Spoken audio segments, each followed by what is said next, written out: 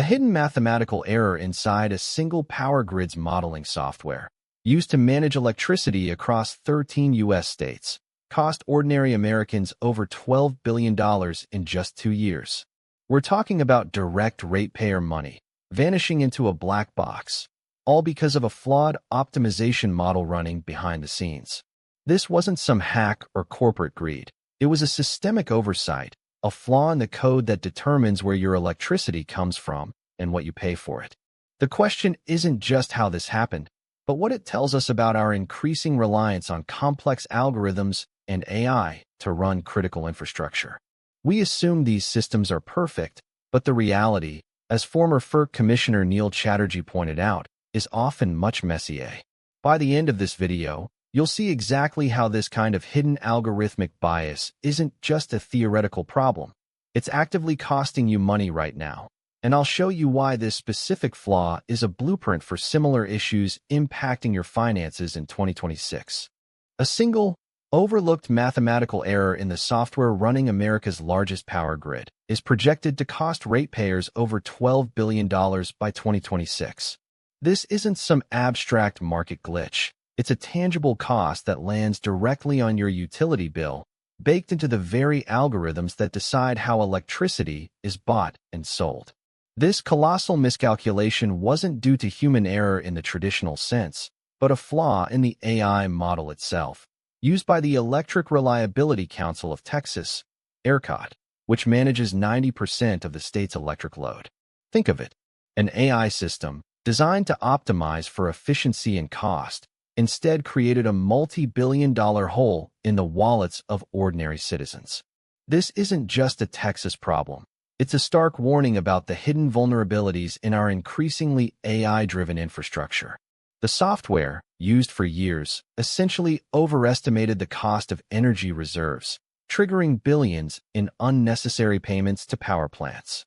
What this reveals isn't just a coding mistake, but a systemic problem in how we audit and trust these complex, opaque systems that govern our essential services.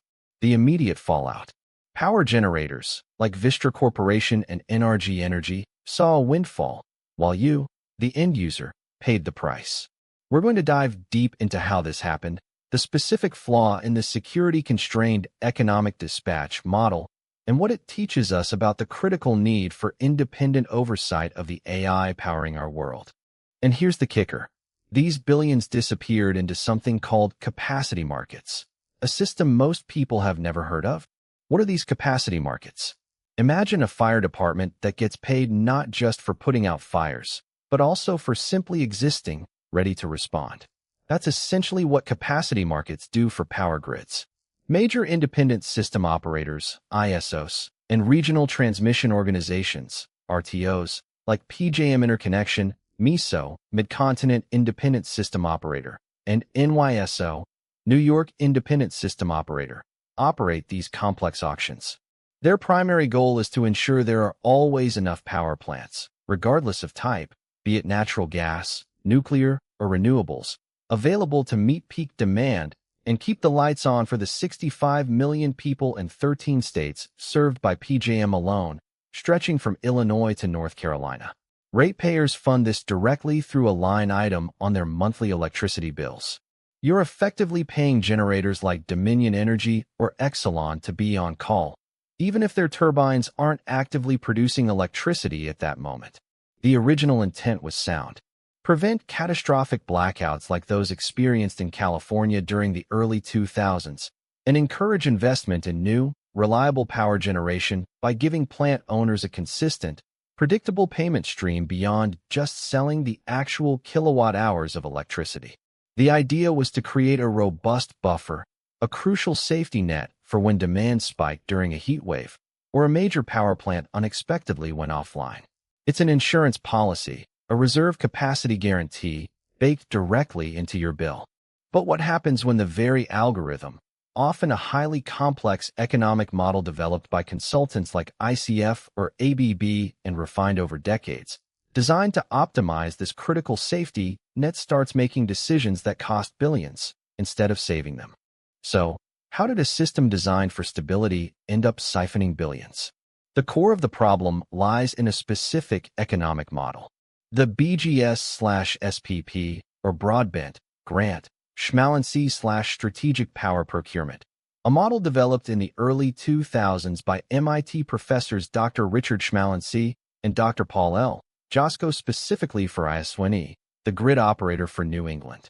Its promise was elegant: to calculate the optimal amount of reserve capacity needed, balancing the cost of having power plants sit idle against the cost of potential blackouts. This mathematical framework, initially lauded for its sophistication, became the bedrock for capacity market auctions across the region. The model's critical flaw, however, was embedded in a single, fundamental assumption. It presumed a perfectly inelastic demand for reliability. What that means in plain terms is the model essentially assumed consumers would pay any price to avoid a blackout, justifying exceedingly high capacity payments to generators like NextEra Energy Resources and Exelon. This isn't just an academic detail. It's a massive blind spot that ignored the real-world willingness of consumers to tolerate minor inconveniences, perhaps a brief, localized brownout during peak summer heat, in exchange for significantly lower electricity bills. As former Federal Energy Regulatory Commission, FERC, Chairman John Wellinghoff noted in multiple public statements, the current capacity market design, based on this premise, is simply passing along unjust and unreasonable costs to consumers. Independent analyses, like those from the New England States Committee on Electricity, NESCO, estimated these capacity payments added upwards of $2 billion annually to ratepayer bills by 2015. This unchecked mathematical assumption became the invisible lever, silently pushing up costs by billions in the background, enriching power plant owners at the expense of every household and business in New England. This isn't just an academic debate. The Federal Energy Regulatory Commission, or FERC, the very body tasked with regulating these intricate energy markets, actually mandated and approved this deeply flawed BGS/SPP model, essentially giving a stamp of approval to billions in ratepayer overspending. FERC's central role here is critical. Under Chairman John Wellinghoff's tenure, they adopted this bid-based spot price protocol, BGS/SPP, model, initially developed by MIT economists Dr. Richard Schmalency and Dr. Paul Josko for capacity markets nationwide. The promise was always grid reliability and preventing blackouts, but the specific, undeniable outcome was consistent, systemic overprocurement of generation capacity. Think about it. A system designed to ensure there's enough power consistently recommended building and maintaining far more power plants than necessary, often through long-term contracts. The initial, conservative estimate for this egregious waste was staggering: $12 billion in ratepayer money over just 5 years, from 2014 to 2018. This wasn't some localized issue confined to a single utility. It impacted major regional transmission organizations like PJM Interconnection, which covers 13 states and D.C., as well as MISO, NYSO, and ISWNE, directly affecting tens of millions of residential and commercial customers. For example, in PJM alone, a critical internal analysis from 2017 revealed that the grid secured roughly 20% more generation capacity than actual peak demand required, directly translating into higher monthly electricity bills for customers from Chicago to Philadelphia. This wasn't a one-off error or a minor miscalculation. It was a systemic flaw endorsed at the highest regulatory levels, embedding consistent overspending into the very structure of our energy markets. What, then, was truly driving this constant, inexplicable push for excess capacity? The real question is, why did this massive overspending become the norm, rather than an anomaly that was quickly corrected? The core flaw was in the model itself. It fixated almost entirely on the cost of new entry, or CONE, for power plants, completely ignoring the demand side of the equation.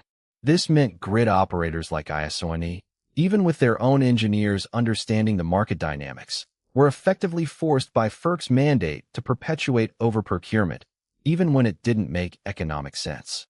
Think of it this way. The model assumed the only way to ensure future supply was to incentivize new power plants, like building more fire stations, without ever asking if we could just prevent some fires from starting in the first place, or if existing stations were already more than enough. This led to capacity payments that often far exceeded the actual costs of building new generation, creating what economists call supernormal profits for power generators. This isn't theoretical. Studies showed that these payments often doubled the actual cost of new entry. This created a kind of death spiral. When capacity payments are high, they suppress the actual energy prices in the market, making energy sales less profitable. This, in turn, makes generators even more reliant on those capacity payments to stay afloat, creating a perverse incentive to keep overprocuring. It's a self-reinforcing cycle of overspending, all hidden within the complex machinations of your electricity bill. But how much of that bill is actually going towards this invisible charge? What if I told you the very professors who created this complex economic model later called its core assumption unreasonable for policy decisions? The fundamental flaw, the one that led to those billions in overspending, was the model's assumption of perfectly inelastic demand for reliability. In simple terms, it assumed consumers would pay anything to keep the lights on, no matter the cost. Yet, Dr. Richard Schmalensee and Dr. Paul L. Josko, the MIT economists behind the BGS/SPP model, explicitly stated this assumption was indeed unreasonable when applied to actual policy and market design. Despite this critical self-correction from its own creators and widespread academic critique, like that from Professor William Hogan of Harvard Kennedy School, who has published extensively on market design flaws, FERC continued to mandate its use for years. The $12 billion I mentioned earlier? That's a conservative estimate. Updated analyses suggest the total waste from 2014 to 2023 could easily reach $22 billion. Imagine that.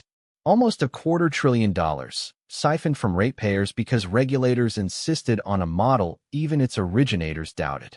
It's like a car manufacturer being told by its engineers a specific part is defective, but the company keeps installing it anyway. This is why transparency and reform from FERC and grid operators are absolutely critical. We need to demand an overhaul of these capacity market models. Because until we do, the hidden hand in your electricity bill will continue to extract billions, leaving you to foot the bill for an inefficient, over-engineered system. What this $12 billion mistake ultimately shows us is the profound impact that opaque, technically complex models can have on our everyday lives, and specifically on our wallets. When the foundational assumptions of these critical systems go unchallenged, or even endorsed by regulatory bodies like FERC, the costs are invariably borne by consumers. This isn't just about electricity. It's a stark reminder to scrutinize the black boxes that govern our public utilities and demand accountability from those who oversee them. So, for those of you in New England, have you ever looked at your electricity bill and wondered about these charges? Did any of this resonate with your experience? Drop your thoughts and stories in the comments below. If you want to understand more about the hidden mechanisms behind our essential services and how technology is reshaping them, hit that subscribe button. And if this deep dive into regulatory failure and market design caught your attention, you'll definitely want to watch my breakdown on why the promise of blockchain for supply chain transparency still hasn't fully materialized and where the real challenges lie.